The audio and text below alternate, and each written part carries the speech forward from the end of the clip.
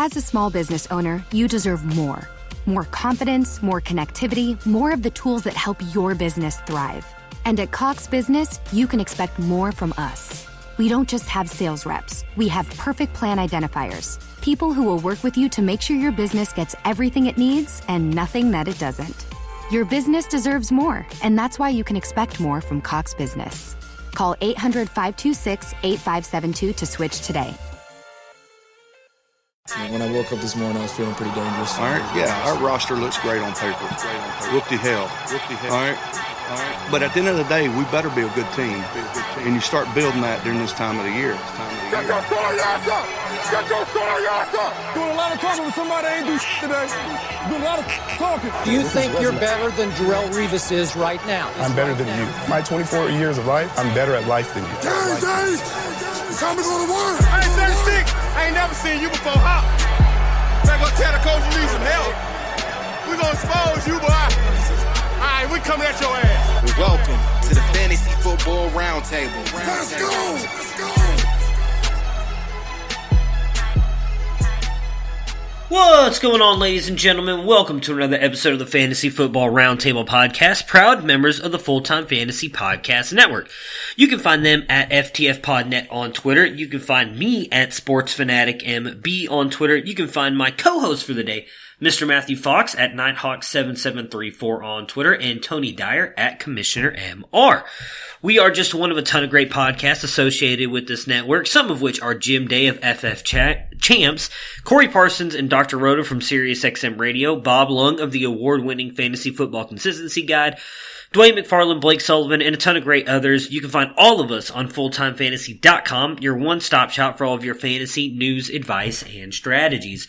We are also excited to be partnering with ExpandTheBoxScore.com. You can find them at XTBoxScore on Twitter. They have some of the best stats in the industry, NFL stats, baseball stats, and of course college football stats. College football stats are extremely hard to find, and they have some of the best there. If you follow me on Twitter, you'll see me posting all kinds of stuff on there about college football players, their dominator rating, and everything else. That all comes from that website. It is fantastic. They have basketball stats on the way. And for just $15 a year, you can get access to all of these stats. If you guys do that and you use our code ROUNDTABLE, you will get 10% off of that as well. I'm telling you, it's one of the best deals in the industry, if not the best deal in the industry. If you want to get into the stat side of fantasy, it will make you a better fantasy football player. Be sure to check them out. For today's episode, as always on Thursdays, Matt and Tony are joining me. We're going to have a little bit of fun. We're going to talk a little bit about the Denver Broncos, the Indianapolis Colts, and then some dynasty talk. When is it time to make that playoff push if you're a team that's really close to making the playoffs, or what should you do if you're out of it? Would you start scouting prospects, trading for picks and everything like that? Maybe some underperforming players. We're going to do a little bit of dynasty talk today on the podcast. Looking forward to it. You'll probably hear a lot more of Matt and Tony moving forward, as I'm still kind of recovering from the flu. That's why I probably sound a little bit nasally to everybody, but I'm definitely looking forward to talking to these guys. So let's jump on here with them and get to talking about the Colts, Broncos, and some dynasty talk.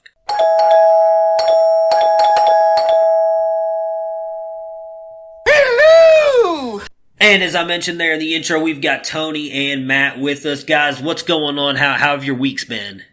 Mine's been going pretty good. Just some decent weather, waiting for big week 11 to start here.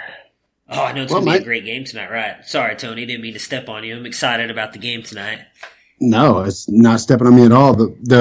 All I was going to say is my week's gone great, but it's not been good weather. Midwest weather is terrible this time of year. Right now, I think we still got 2 inches of snow on the ground, and it's just barely above freezing. But it's one of those things where a couple of days ago, it was like 55 or 60 degrees, and then that night, it fell all the way down to 25, and we got snow, and that's just the Midwest. That's just what happens. Yeah, I mean, I'm not going to lie. It's the same thing for us here in Texas. It's not been great. Today was the first day. It's gotten up to about 62 right now. And so obviously that's very nice. That's a beautiful day outside right now. But Monday and Tuesday for us, I think it was like in the teens, really bad wind, rain. I think that's probably what's caused me to be as sick as I have been the past couple days. It has not been fun. Today has turned out to be a very beautiful day, but the past couple days not fun at all. I am not excited about it. But we do have a good game tonight, which I can't wait for. But we'll save some of that for the talk later, especially with the Colts talk that we're going to get into as we were talking about a little bit off air there. Let's jump in and talk about these the teams for you guys here in the Denver Broncos and the Indianapolis Colts. We eating all day, bro. I'm hitting you every time. Every time you come is where I'm going to hit you. I'm not going to be able to do that. You don't want no problems, bro. You a little boy. I'm a man. It's about to get ugly. I want to score. Yeah. You only talk so much. It's time to do now. Not just a good old-fashioned rear end whipping. To the house, baby. I'm in a league of my own. They ain't ready for me. Are you tired? Are you tired? Let's go. Good game.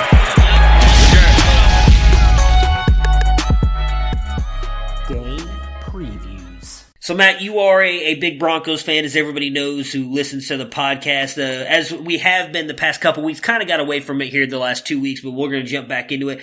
Give us a little bit of talk about the Denver Broncos this week, their matchup. Obviously, the big news with them is when is Drew Lock going to play? I was trying to remember who the Broncos are playing this week, and I cannot. The Vikings. So that's going to be a tough game. So what are your thoughts overall on the game, and what are your thoughts about Locke? Do you expect him to come back and play soon?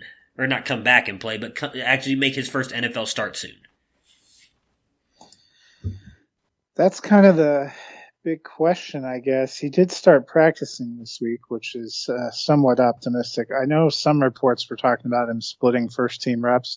I watch the local reports, and both last night and this morning they reiterated that he has not at any point practiced with first-team receivers. That seemed to be a special point of emphasis, which I took to be sort of an interesting sign.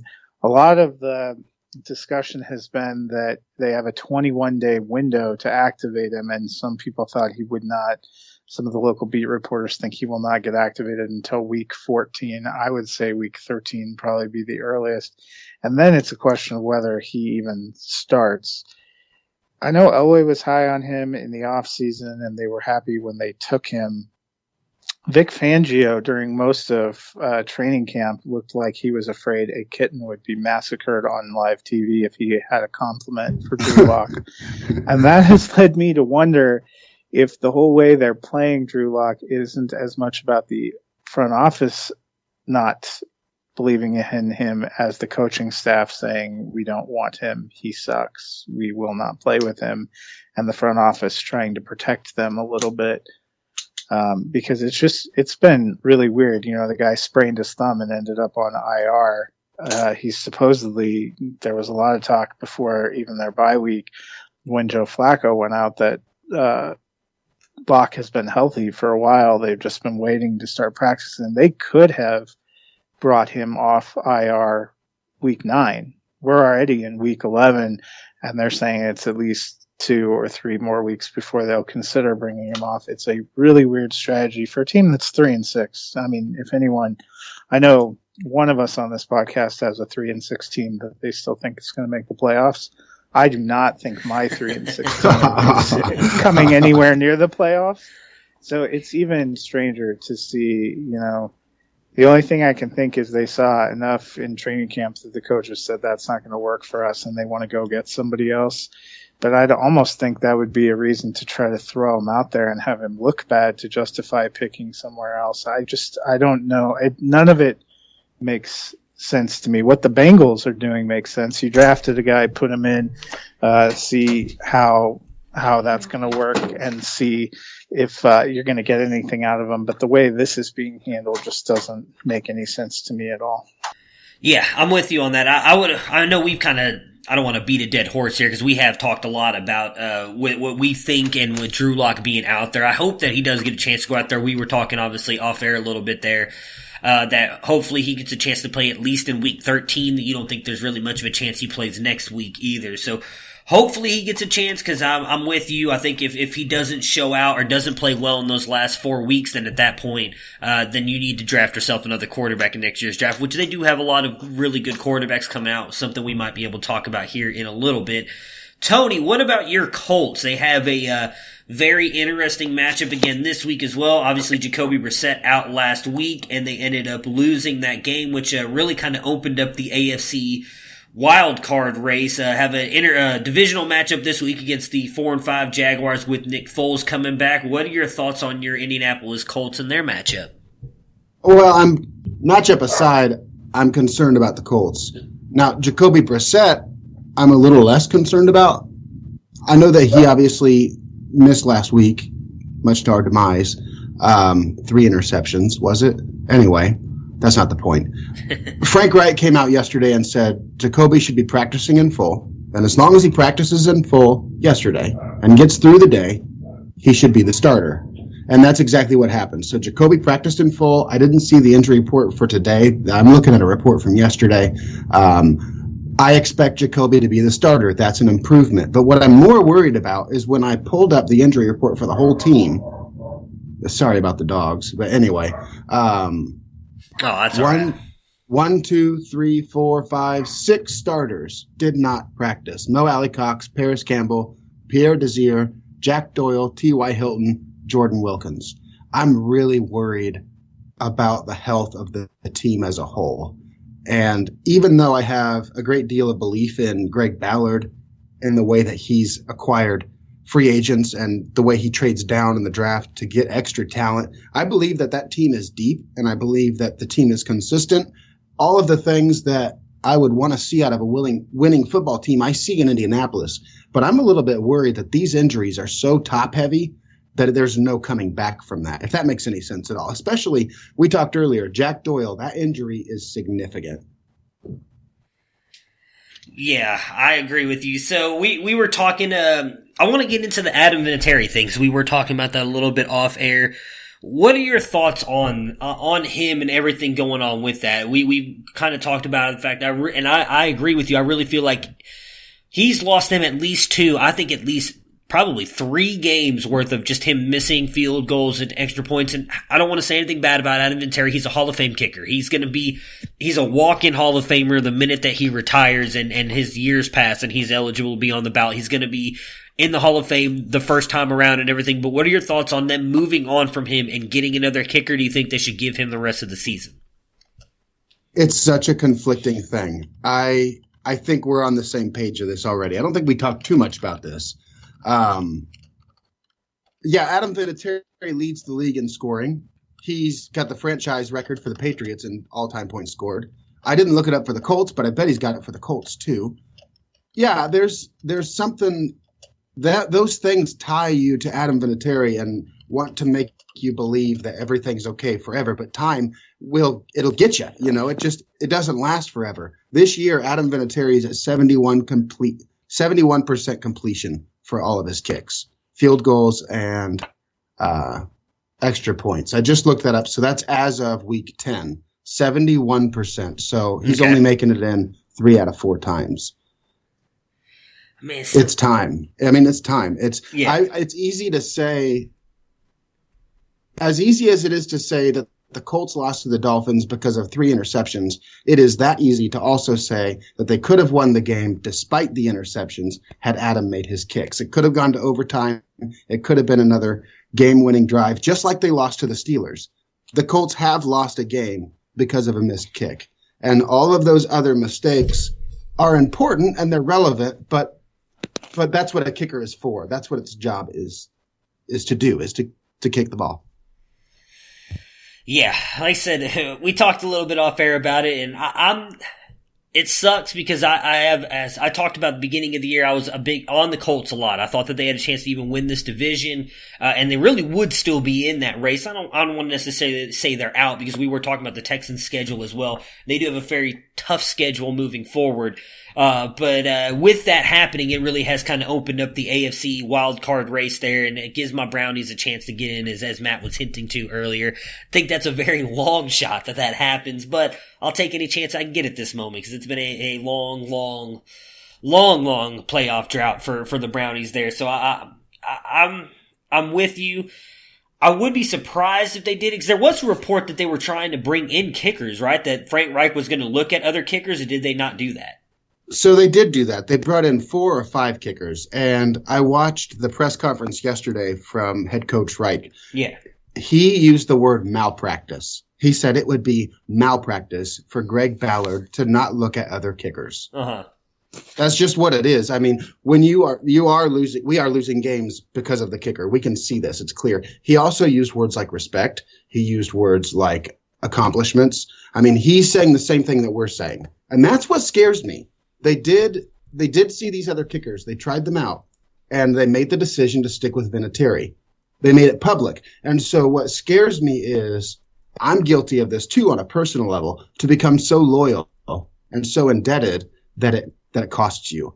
I'm afraid that's what's happening. I hope that it's just a rut. I hope that Frank and Greg have identified just a rut in the kicker, and they're going to support him, and he's going to finish out his last contract, and he's going to kick that game-winning field goal that gets us into the playoffs. If he does that, nobody says a word about it ever again, other than, whoa, that was bad. Whoa, he got out of that one.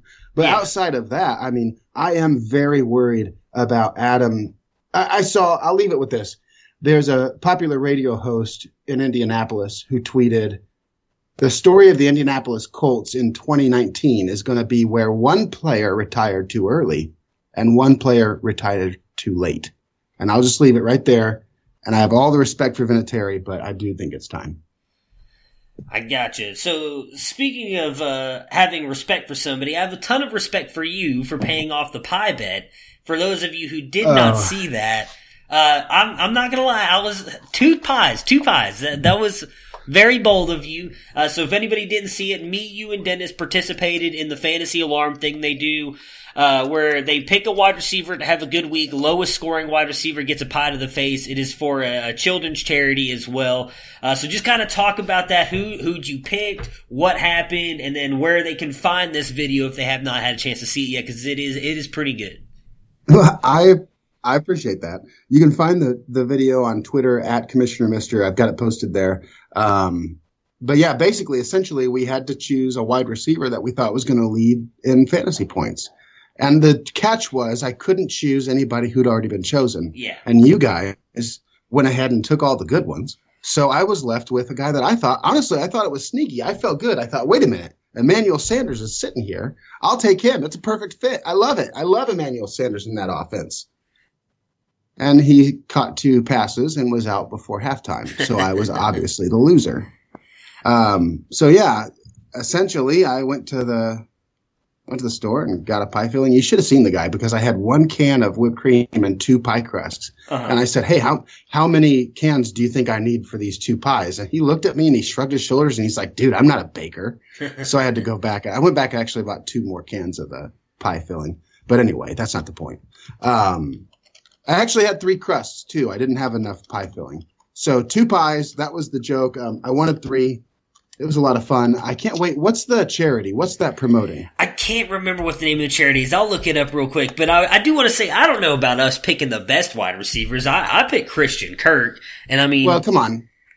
That was the best one. Well, it's the best one because he won. He was the best wide receiver. That's the best one because he won. I don't know if that was the best pick. I mean, I'll be honest. The fantasy alarm guys took a lot of like the top wide receivers, and they do it too between themselves. So I thought that was very. My question though is who took Marvin Jones? That was going to be my pick, but somebody was taking him. That was Dennis. Dennis was the one who took that.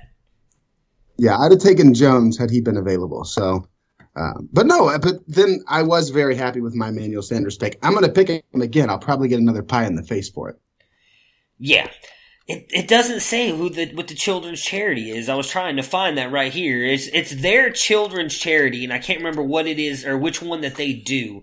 I'm watching all of these other people posting their pie bets, though. It is fairly hilarious, all the people who are taking pies to the face in this one, though. I have a bad feeling that's going to happen very soon for one of us, though. I think so. Matt, I know you kind of got in late on this. You had a bunch of stuff going on with your other job. Are you going to try and jump in on this week 11? Because I think we're going to keep doing this. I'm pretty sure last week I picked Amari Cooper. Oh, you did? Okay. Well, you still lost. You lost to me, but that means you didn't get a pie to the face. So I guess that's okay. I didn't see you pick a mark here, but then again, I'm not gonna lie. I felt like I was dying Sunday and most by of the the time past I was couple looking, days. So Dennis said pick somebody out of the night game. oh, gotcha. Okay.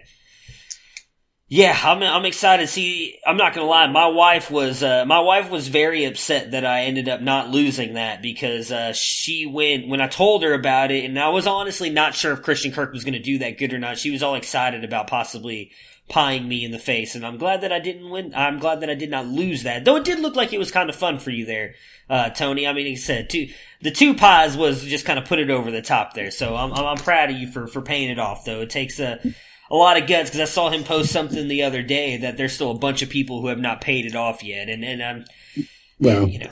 The part of it is that it is fun. It gets people together. I had a bunch of people at work talking to me about football and we were talking about wide receivers. We talked about charity, and then the next thing you know, when I'm standing out there, if you are watching that video, I did get hit twice. Yeah. The first pie was a really good friend of mine. The second one was a guy I really don't know that well. Uh-huh. He's a janitor at work. And he was just driving by on his Zamboni, cleaning up for us. And I said, hey, dude, come over here. Will you hit me in the face with this pie? You should have seen the look on his face. It was like his son had just been born. And so it was so fun. It was a lot of fun. You're absolutely right. To get everybody together. It was more than just getting hit in the face, or it was more than just losing a bet. It was a kind of a community thing. It was a lot of fun. Yeah, it definitely was. I can't wait to see who you guys pick this week and how all that other stuff goes out, because I would imagine there's no way you can lose every week. So I'm excited to see if who loses this week and how they pay off the bet this week. But as I talked about in the beginning, we were going to do some dynasty talk today, and I want to kick it off with the discussion that we were having right before we jumped on air, because it seemed like we're on different sides of this. And I'm going to let you take it first here, Tony, because you brought it up. There's been a lot of discussion about if you should or should not have a trade deadline in a dynasty league. We are obviously approaching the playoffs.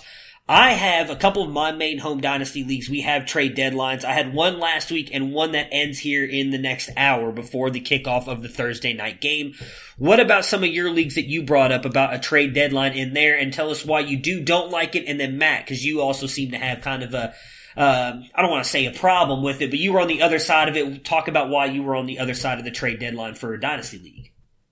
Well, first of all, I want to bring Matt in on this one more. Like, I feel like I've kind of dominated the conversation for the last few minutes, and that's okay, but because that's how it's flowed. But Matt, this is something that Matt and I feel like we could have talked about this before the show for hours. I mean, immediately we were on the same page with some things, but we were communicating well. That's what I'm saying. So I guess, Matt, my thought is, I'll just start it off here, and I want you to take over quickly. I've got a home league that has a trade deadline that ends at kickoff for tonight's game, and I like that. You don't like that. So will you take over and tell me why you don't like that, please? In my opinion, if it's dynasty, you don't have a trade deadline, period. If you have a trade deadline, it's not actually a real dynasty league. Well, I guess then my question with it is, because I look at it as a way for the championship teams to make a decision. Are you going to make the run or are you not? Like, here's the line in the sand, and you have what you have. You can't, does that make sense? You can't, I feel like otherwise, go ahead. Here's a massive problem, though.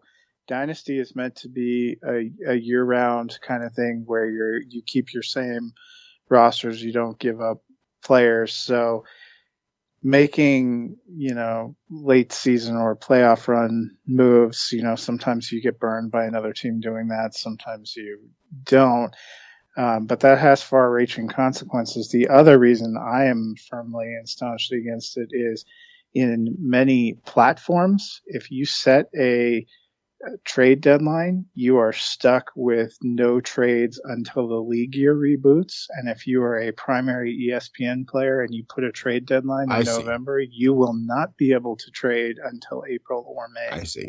Yeah, and I agree with that. That's ridiculous. ESPN is the least dynasty-friendly app I've seen.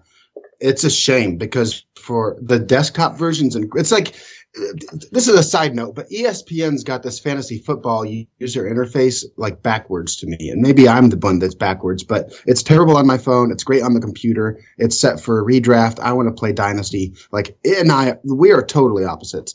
So I agree with that. I have huge trouble in the off season managing my Dynasty leagues that are on ESPN. And it's because, you're right, it's because of the trade deadline. So I do totally agree with that aspect. I don't think that I can give up the idea, though, that I want those. Today I had championship caliber teams trading with the bottom teams in the league because it was their last chance. Golden Tate got traded away today, and Calvin Ridley was sent back to a rebuild. And it was just because there was a trade deadline. Otherwise, that might not have ever happened. I like that. I really do like that. And there's a consequence. So what I do is, the second that the championship game is over, trades are allowed again. And if that means I have to write them down on a piece of paper and send a screenshot to everybody every time, then I'm willing to do that. But I want to create that suspense. I want that surety that is a result of a trade deadline where you have to make a decision to not have any more trade acquisitions. The wire will stay open, but trades are done. I don't know. Maybe I'm crazy. Yeah, I don't agree. Okay. Yeah. No, I'm with you there. No, I mean, I like it. The whole saying is deadline spurs action, right? I mean, my question to you then, Matt, would be, and I would imagine it doesn't happen that often, but, the NFL has a trade deadline.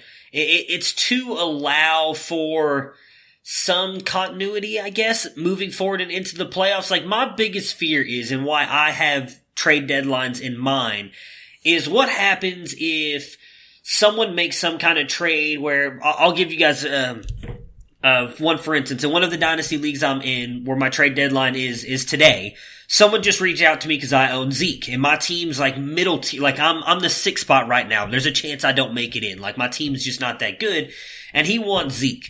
And he's offering me a bunch of players that I really don't want and a bunch of picks. Like for me, that's not a good way to put it because I won't do what I'm about to say. My biggest fear is someone's going to do a trade like that and then end up trading the player back in the offseason, if that makes sense. Does that make sense? Well, that's a different issue. That's a totally, completely different issue. So if you're talking about now, if it's honest, then there's no problem at all. If I trade you Zeke today and something changes and 6 weeks from now you trade me back Zeke, nothing's wrong with that.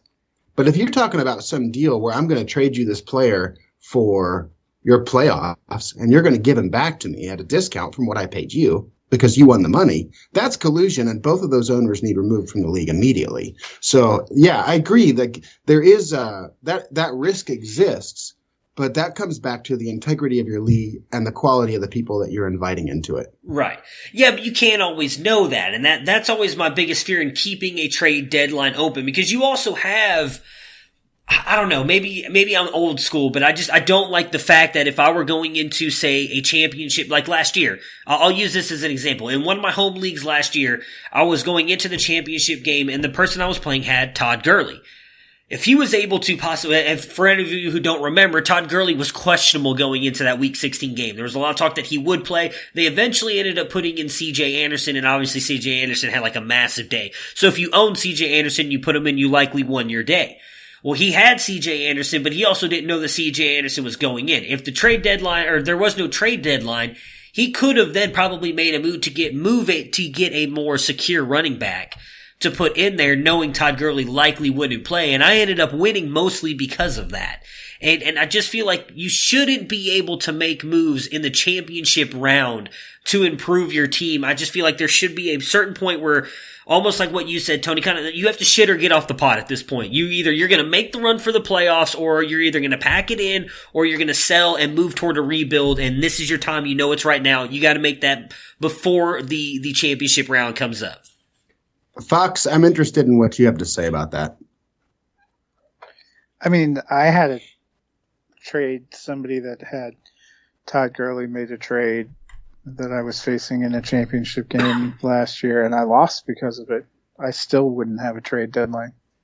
Man, really? Man, I literally lost I literally lost in the championship game because he was able to successfully sacrifice picks and something else to get a playable running back and beat me. Man. Well, I'll tell you what, man, if you're sticking to your guns, I'll give you credit for that. You're a better man than me because I'd be pissed. Yeah, I'd be mad. That's the way, to me, that's the way it goes. You know, and he'll have some long-term consequences, and I wish I hadn't lost, but that's the way it rolls. I'd much rather have that than a trade deadline. Well, but what is your biggest proponent against trade deadlines? Because, like, for instance, what I do with mine is almost the exact same thing with Tony. That would be my. I think it's Bush League to have any kind of a trade deadline. So, do you have an issue with the NFL? I don't like them in redraft either, but that's a whole other. Do you have an issue with the NFL having a trade deadline? Yeah, I think it's pointless. But they don't really make a lot of in-season trades. Actual football, with all the economics and chemistry and things like that, in-season trades rarely happen and rarely work out. You'd have to have a specialty position. I think that's the reason you have most of those trades. Fair. Either offensively, they're going to come from complete need-based, or they're going to be similar systems. The bigger trades you get in the NFL are defensive ones, like what Marcus Peters did for Baltimore. So I think that's an apples and oranges comparison. I think of it more like baseball. They have a trade deadline, and then they also have a workaround when you get past the trade deadline. Yeah, the waiver system. Although that did go away this year. This year, that's not there anymore. This past season, the 2019 season. There's no longer the waiver system where they can do that. I mean, see, I get it if... Wow, well, no, that's fascinating. I think the freeze is fun, and he doesn't. That's just fascinating to me, because I have all the respect in the world for you, Fox. I know you know what you're talking about, but that's just fascinating to me. And you're honest about it. That's so cool. No, I really appreciate your genuineness about that, even to have lost in a championship trade. Hats off to you, man. Good for you. Yeah, I was trying to look up what it was, but it was the guy I was playing in the title game had Gurley. He may have actually traded for C.J. Anderson, because I think he had John Kelly, and that didn't end up being the handcuff. And he would not have had a playable running back if he hadn't been able to execute the trade. Right. Yeah, I mean, if it was Rams backup, it was not John Kelly. Yeah, and I think where he was, he would not have had a playable. I wish I could remember what it was, but I remember that was a part of losing. See, oh man, yeah. If I was the commissioner of that league, there'd be a trade deadline put into effect like the date of the championship game after that happened, or as soon as I lost that game, because that's just the way I am. Like, I get what you're saying. I don't know if I could. If I could do it, I'm a co-commissioner of the league, so if that's what I wanted, I would have pushed for it. I'm in one that started on the FLA app, and there is no trade deadline. It is like that, but a lot of teams don't make trades in the playoffs. So I get what you're saying. It'd be hard to do it. I think those kind of trades happen rarely, because you're thinking, if you're really good and in the mindset, you're thinking long term, and you're not going to sacrifice everything. I may feel different if I lost money, I guess, too. I don't typically play anything paid because I don't believe in gambling. Right. So that might have some impact on my feelings. I think, so that might be the biggest part. I think you would, because I don't know about Tony's, but are yours, the one that you're talking about, is that a money league, Tony? Oh, yeah. Yeah, that's a pretty high-stakes league. That's my highest-stakes league, yeah. Yeah, so the two that I'm talking about are as well. So I think that part, in all honesty, is part of the thing that goes into it, because even in a dynasty league, at least for me, my perspective, I hate rebuilding. And we'll obviously talk about that here in a minute. I'm always trying to win every year, but that is part of the reason why I think there should be a cap on that, though. I don't want to keep jumping into it, talking about it, but I would hate for that to happen. I would hate to have built a team for off season and into the season, and then the championship league, just because some dude's like, oh, you know what? I don't need this running back. Sure, just give me your first round pick. And then a guy's able to get a running back and then ends up beating me because of that would just drive me crazy. So I see both sides of it. I guess it's, whichever you prefer to play in. You can obviously find a league like that. I do agree with you, Tony, that I would have one, and then at some point, like for me, we usually do it once the Super Bowl ends in a lot of mine. Like just take a little bit of a break after week 16, enjoy the playoffs. We usually get our whole leagues together for a couple playoff games and kind of bullshit and have some fun. And then once the Super Bowl ends, we open up the trade window again, and you can do all your trades. So, I mean, I don't know. Like I said, I am in a couple of leagues where there is no trade deadline at all. There's a bunch of people trying to make moves now. There was actually someone who did do that last year. I think they got Kittle. He needed a tight end, and he got Kittle in the championship game and ended up winning by 5 points, mostly because of George Kittle, to end up winning the championship game in the one that I don't have a trade deadline in. I think that would just drive me insane if I was a losing member on that. So, much props to you, Matt, on not going in and changing that after that happened to you for sure. I know. I'm looking it up right now. I think he pulled off a trade to get Christian McCaffrey. Oh, my God. I just pulled up the league history, and I'm looking at our matchup. I'm pretty sure he gave up a bunch of things and got Christian McCaffrey. Good night. That would just drive me crazy, especially because you're getting a player like that. It was depressing. Oh, I can imagine. I'm depressed for you, and it even happened to me, so I understand that. I'll know. It was either Christian McCaffrey or Damian Williams that he took. Well, Damian Williams was a guy who won a lot of championships last year, too. Matter of fact, he was one of the people who helped beat me last year. All right, so speaking on trades, since we'll just go deadline, no deadline. We'll just want to talk trades here. Are you guys people, or players, I should say players, who are willing to give up picks or what to get a veteran to help push you toward the top or to get that depth? What are your thoughts on grabbing a guy like an Adrian Peterson or Larry Fitzgerald or someone you know is probably not going to be in the league much longer but might help you win a championship this year? Would you prefer to hold on to your picks and get that young talent, or would you make the move and get the veteran and hope that you win a championship? Go ahead and take this one, Pox. If I think I have a good chance, I'm not opposed to making a tough call. Like last year, James Conner was a guy that, I think we've talked about many times. I love Le'Veon Bell. I've been heavily invested in Le'Veon Bell in Dynasty for a long time. So last year was real kick in the pants. But I fortunately had Connor in a lot of places, and when he went down the stretch, there was a league where I thought I was a really high seed and thought I had a chance to win, but knew if I was missing him, I would struggle. So I sacrificed a second round pick to get Jalen Samuels, which ended up being worthwhile. I mean, I've made a couple of those kind of moves, but it really depends on your situation too. I think that's actually, you've talked a little bit about trades this year. I think what's been brutal this year is with all of the injuries and dour performances from highly drafted and highly touted assets.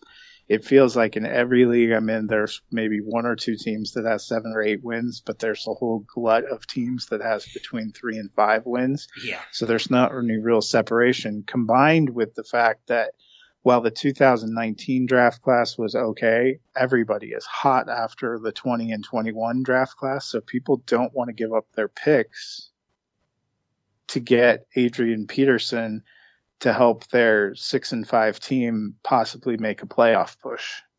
I think this year has been the worst. I had a couple of teams that I gave up a couple of weeks ago because I knew I was going nowhere and offered my roster up for picks. And I've gotten very few inquiries because people don't want to give up the 2020 picks, and teams have been so erratic. I'm in one 14-team dynasty league where one team has 7 wins and the rest of us all have between 3 and 5. Wow. Every one of the other 13 teams. What about you, Tony? Oh my gosh, I got so distracted by trades that just happened in a dynasty league. Ask me the question again. I'm really sorry. No, you're good. What are you willing to give up picks to get veteran players like say a Fitzgerald or a Peterson? Yeah. Oh yeah, I'm sorry. I do remember the question. Yeah, I guess it takes a certain situation. If you're going to win and you have a trade deadline, especially, sorry, Fox. But if you're in a position where you have to make a decision on, am I going to win right now or am I going to take a shot next year? I just had a league that accepted a trade, a championship team accepted a trade for Golden Tate. It made all the sense in the world, and that cost them a little bit of the future to a rebuild. It made all the sense in the world. Golden Tate's going to get his targets. He's a reliable wide receiver in 2019 that might not be as reliable in the future. Yeah, I guess it does depend on the value. You have to be sure you're going to win. But yeah, I would do that. It just absolutely depends 100% on. It's a team by team thing. I can't make a blanket statement. Yeah, I got you. All right, so on the other side of that, when is it time, or when would you, depending on obviously your record and everything, would you give up on a team? And when I mean say give up, I mean you're not going to play anymore.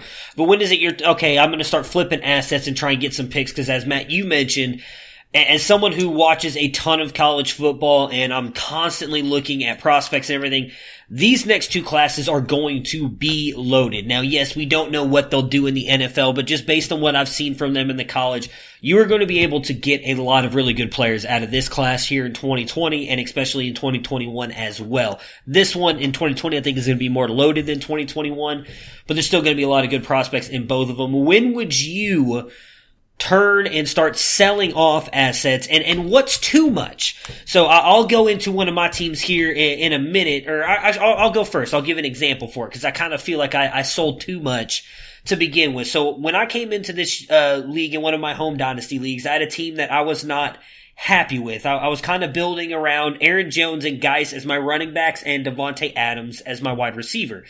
Now, obviously, hindsight being 2020, Aaron Jones has had a phenomenal year. But last year, he had a couple good games and then kind of fell off, got injured. I wasn't sure what he was going to do, so I sold him. Sold him for a first-round pick, second-round pick, and Curtis Samuel, because I wanted a young wide receiver that I could add to it.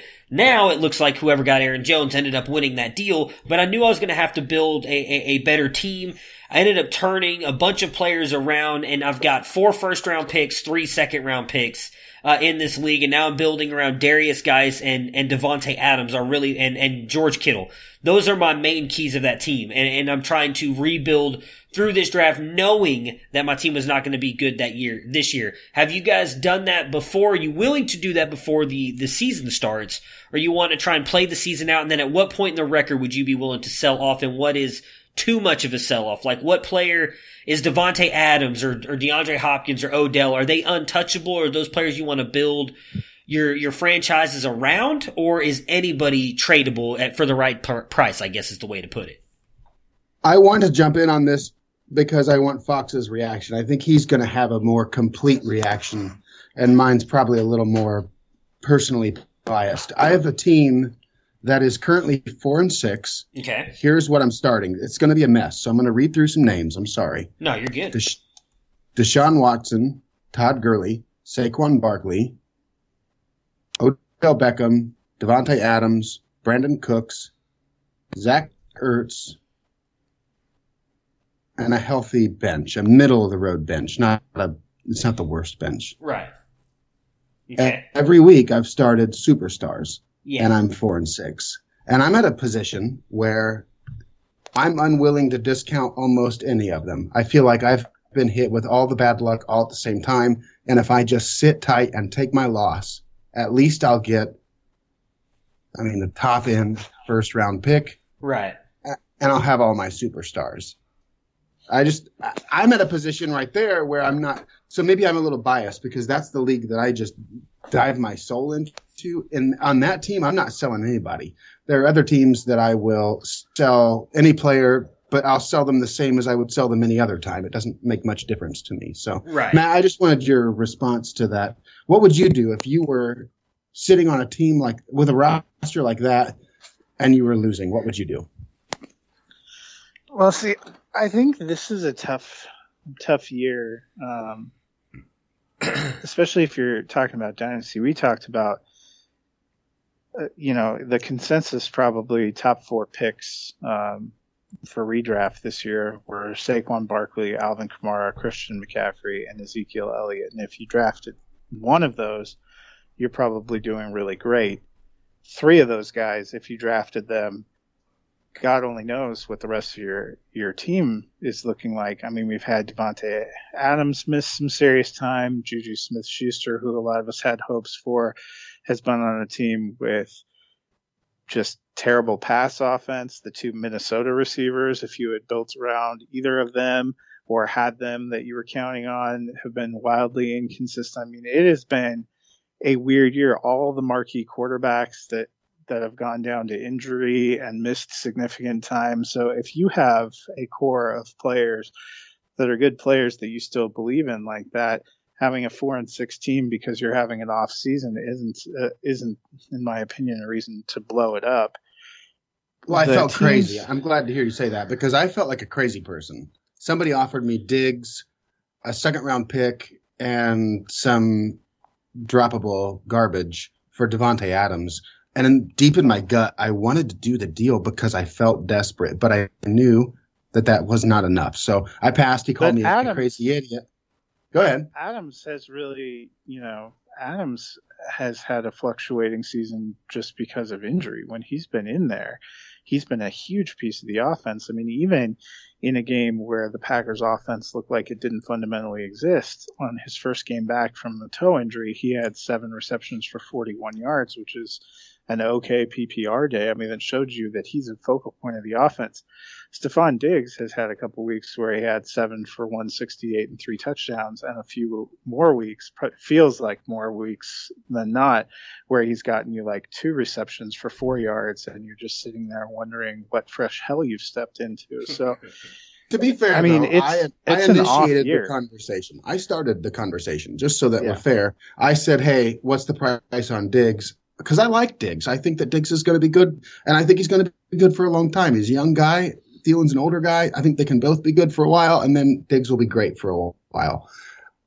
I'm willing to take that risk, and the conversation quickly turned into, give me Devontae Adams. No. See, I mean, I'm in more of the position, I think where there might be value, I mentioned a little bit earlier, there's a couple of teams where I could tell I was going nowhere and I probably need to start a rebuild and stop. I've spent a couple of years trying to hang on, trying to build around some assets, and it's just not happening.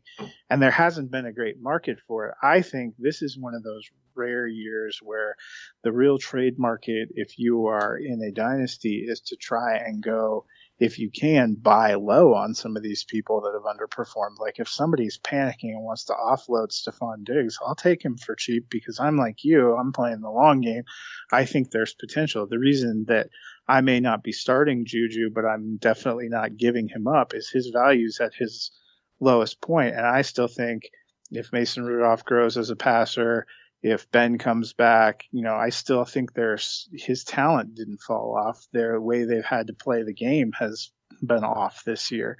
There's people like that. I've seen people talking about, well, is Saquon Barkley going to bust in this offense? He didn't suddenly forget how to play football between last year and this year. There's offensive line issues. There's problems with all kinds of things. I was reading a report from the Rams talking about how they have 3 of their starting offensive linemen now are on IR, which, by the way, is part of the reason that Todd Gurley has looked human.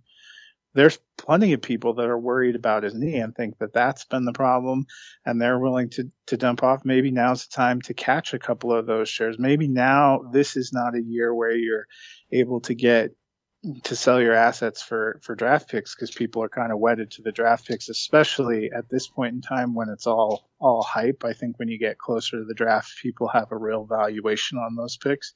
But this might be one of those rare years where you can scoop up some potential future studs because they're underperforming and people are giving up on them. Yeah, I actually agree with that. I mean, a couple of guys, we've talked about it here and there. I've bought low on Saquon, Adams, Diggs, 2 guys we were just talking about, Adams and Diggs. I bought low on Saquon, Geis, in one league as well. My boy Ronald Jones, I was able to buy low on before he went off on a couple of leagues. But Tony, I'll empathize with you here, or empathize here with you for a minute. I will give you my home dynasty league, where I am also sitting at 4-6 right now. I am 5th in scoring, and I'm at the 7th spot right now out of the playoffs. So I will read you my team really quick and tell me that not going into the year, you would not be absolutely thrilled to have this team. So I had Kirk Cousins and Baker Mayfield as my quarterbacks. I traded Kirk, but now I have Kyle Allen and Baker Mayfield. My running backs: Saquon Barkley, Nick Chubb, Zeke Elliott, Mark Walton. Wide receivers: Devontae Adams, Odell Beckham Jr., Josh Gordon, DeAndre Hopkins, Auden Tate, James Washington. Tight ends: George Kittle, Dawson Knox, and Chris Herndon. And then it's IDP heavy as well, but I won't get into the IDPs. And that team. Would you tell me the top few wide receivers again? Odell Beckham Jr., Devontae Adams, DeAndre Hopkins, Josh Gordon, Auden Tate, and James Washington. Okay. Yeah, I understand. Yeah, and I'm right there with you. I'm sitting at 4-6 too, and it's been the same thing. I've gotten tons of offers. Like right now, someone just offered me Zeke Elliott. The guy has been messaging me while we've been doing the podcast, and he's offering me DJ Moore and David Johnson plus a 2nd-round pick for Zeke. And I'm like, no, I don't know. No. Like, well, hey, wait a minute. Whoa, time out. What's that? He's offering DJ Moore in a trade. Go get DJ Moore. Zeke's obviously out of the question, but I'm a big fan of DJ Moore. Well, that's all. He only wants one of my 3 running backs. He wants a running back to make a bigger push. He's sitting in the 2nd spot. And how many do you have to start?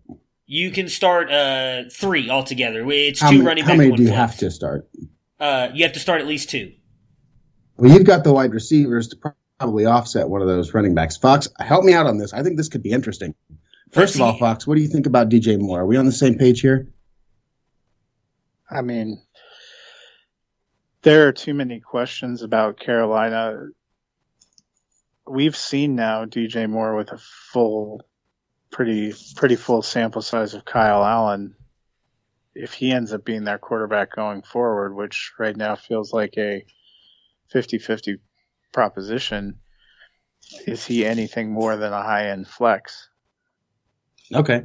Maybe I'm off. That's way separate from me, so I will accept that. Maybe I'm extreme in one direction. No, I'm cool with that. I'm cool with that. Here's my thing on DJ Moore, because I don't disagree with you. Matt knows I'm very big on Carolina and their weapons. I like Curtis Samuel, love DJ Moore as well. DJ Moore was my wide receiver 1 coming out of college last year. I love DJ Moore. If he was trying to trade for, say, Adams or Hopkins or Odell, I would do the trade in a heartbeat, because I do think while DJ Moore might not bring back that value, he's going to be a guy that I could plug in there. My thing is, with him wanting one of my 3 running backs, like, I used to be the wide receiver guy, if that makes sense. Like, I used to love wide receivers. I was always drafting wide receivers. I thought that's how you built a team. Recently, over the past couple years, I've really come around to you need to have a good core of running backs, because you can just not, especially with the way the NFL is moving toward these 2-back systems. Zeke, Chubb, and Barkley are 3 guys that are going to be the workhorses on their teams. Giving any of those guys up, it's almost... CMC has kind of separated himself and put himself in his own category, but it'd be like giving up on CMC. You just can't give up on those guys right now in Dynasty, in my opinion. And I could be wrong there, but I super value running backs right now compared to anything else, because wide receivers, I almost say, are a dime a dozen at this point. You can find guys off the waiver wire or through the drafts over the next couple years that can end up producing, where I just don't think you find that value in running backs. Like, again, as someone who's scouted this class since week 1, since last year, these guys coming out, nobody in this class is Zeke or Barkley. There's a couple guys who might be Nick Chubb-ish, but they're not Zeke, they're not Barkley, they're not CMC. There's a lot of good running backs, not great running backs in this class. Went in the season with Russell Wilson, Le'Veon Bell, Phillip Lindsay, Adam Thielen, Juju Smith-Schuster, Jack Doyle, and Cortland Sutton. Oh, wow. Gosh. He said they're 2-8. I mean, I thought I was going to be competing for a title. I can't seem to get over 80 points. I can't get enough. I can't get all those guys to be in a lineup together and to produce anything.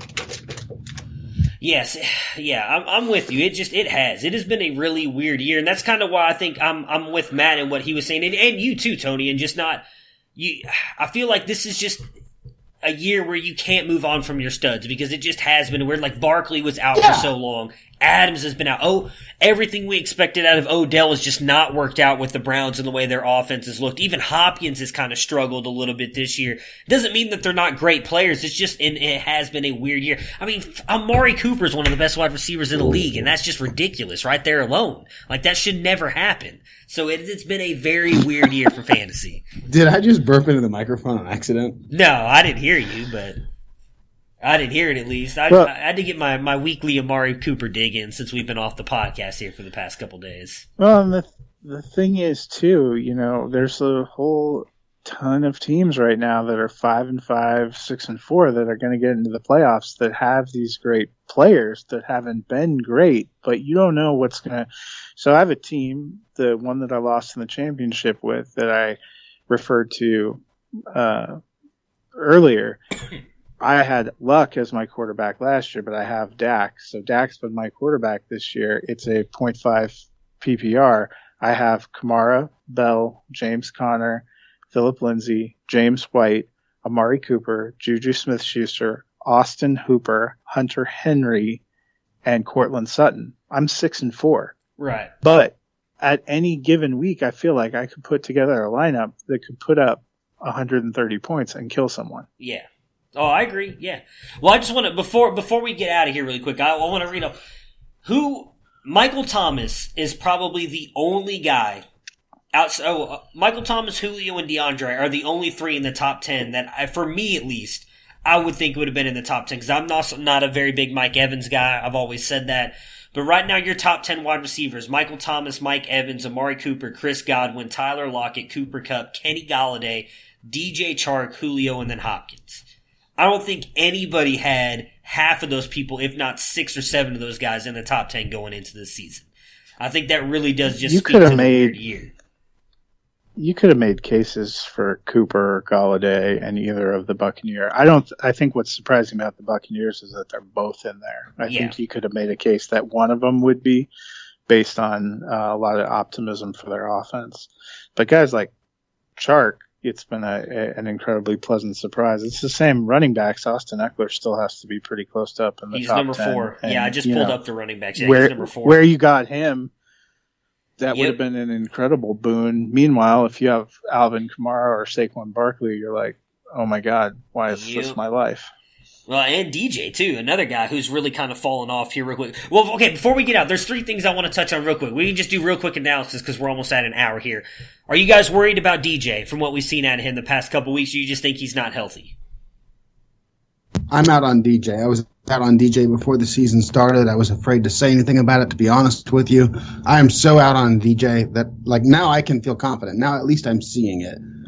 I was worried about this, and I'm totally out on DJ. All right. What about you, Fox? He looked incredibly slow on a couple of those plays. I saw one of the funniest burns on Twitter was putting up a meme of him saying this is Le'Veon Bell when he's 92.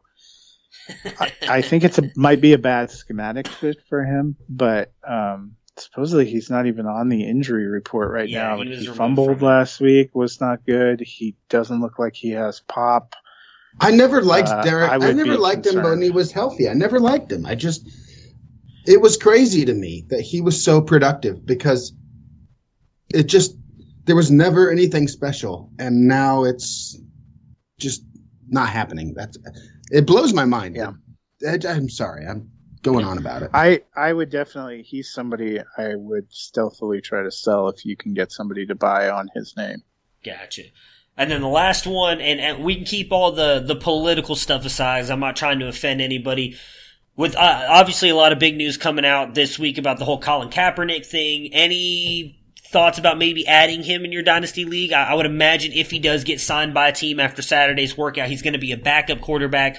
Last time we saw him, he wasn't putting up great numbers, but he was very good in California. For the 49ers for a couple years there, did make it into a Super Bowl. Any thoughts on possibly adding him as a speculative ad or no?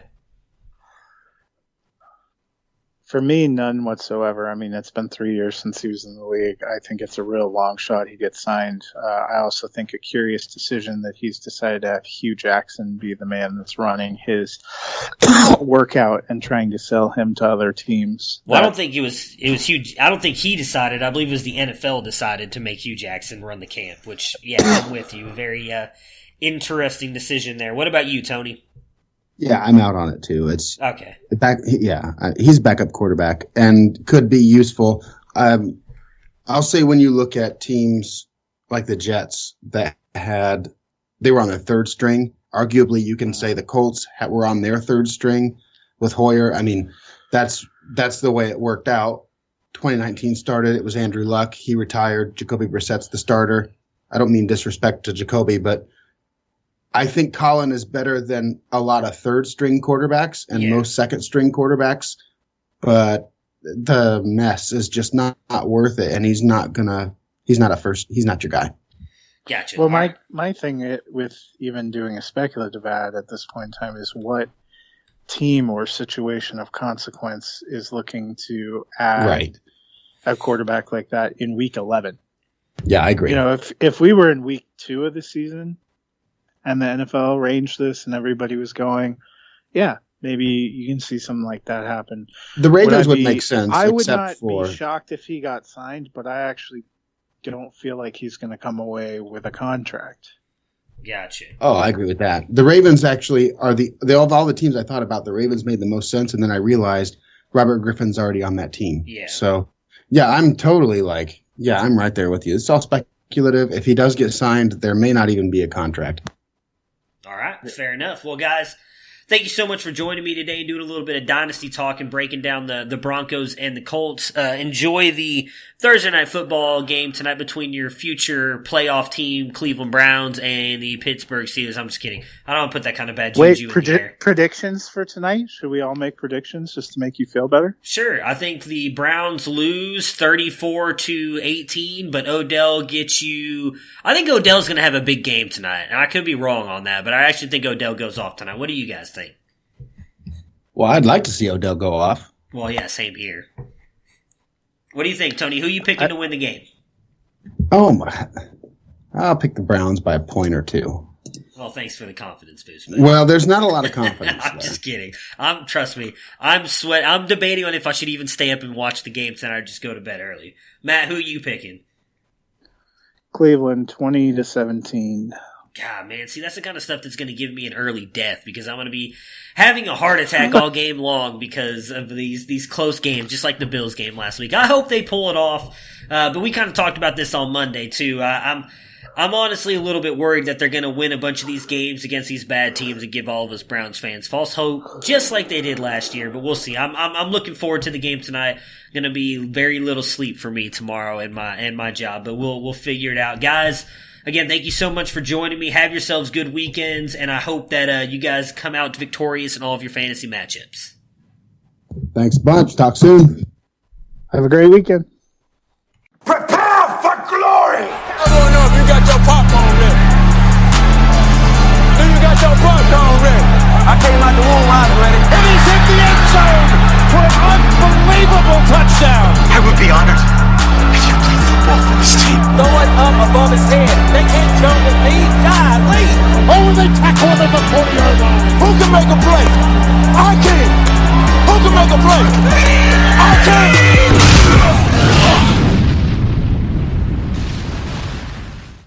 As a small business owner, you deserve more. More confidence, more connectivity, more of the tools that help your business thrive. And at Cox Business, you can expect more from us. We don't just have sales reps. We have perfect plan identifiers. People who will work with you to make sure your business gets everything it needs and nothing that it doesn't. Your business deserves more, and that's why you can expect more from Cox Business. Call 800-526-8572 to switch today. A voicemail from Dorothy, a real Banner Health patient. I had a procedure yesterday. It should have been terribly daunting, but the women that helped were absolutely fantastic. They worked beautifully as a team. They knew what patients needed, They were very reassuring. Their professionalism showed all the way. Thank you so much. We're here to help you breathe easier. Banner Health. Exhale.